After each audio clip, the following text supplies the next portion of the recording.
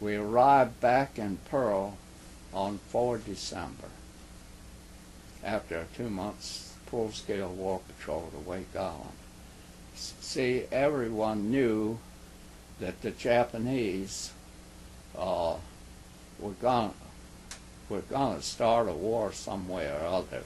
But anyhow, when I arrived back in Pearl on 4 December, why, everybody was given leave home except the regular duty officers, and I was scheduled to have the duty Sunday.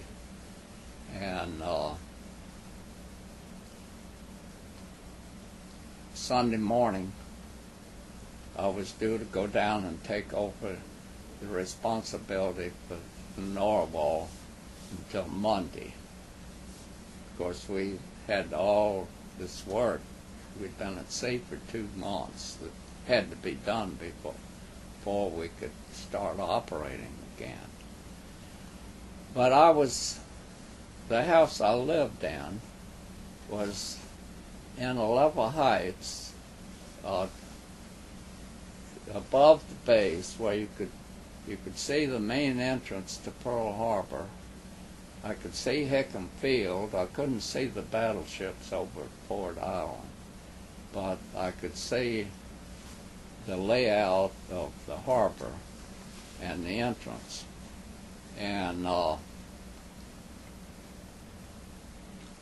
was supposed to be down at the ship by 8:30 to take over the responsibilities of a submarine for the rest of the weekend. I was sitting on our lanai, which was the porch that overlooked Pearl Harbor. I just finished breakfast, was having a last cup of coffee in uniform before having my wife drive me down to the base for the duty. So I saw a plane coming in. Incidentally, there was a flight of B-17s that were due that morning, due to arrive around 8 o'clock from the States, that were going to land there, move on out by Wake Island to the Philippines, these B-17s, because we were trying to bolster the forces in the Philippines, in Manila. And they were due to arrive at 8 o'clock. The rest of the fleet had come in from a long period of operating.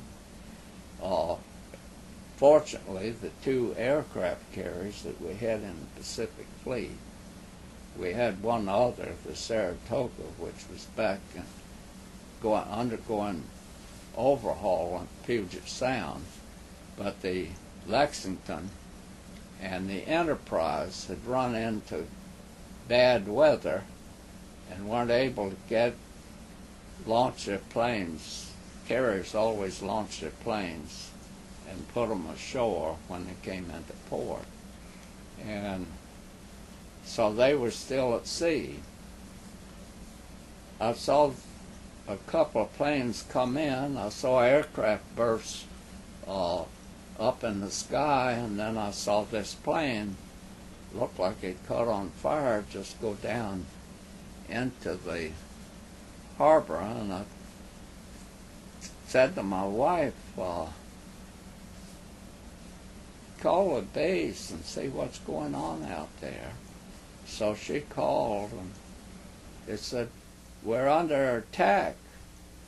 And she said, is it a drill?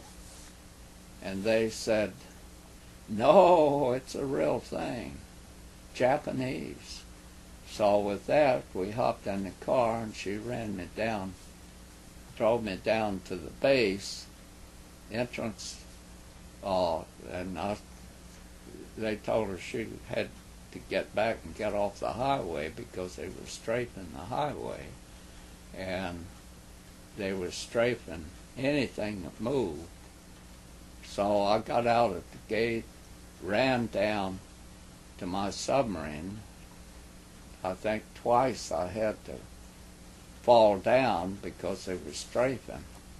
And I got it to the base just towards the end of the first wave that had come over. And we had already started shooting at them. But, of course, all we had were machine guns.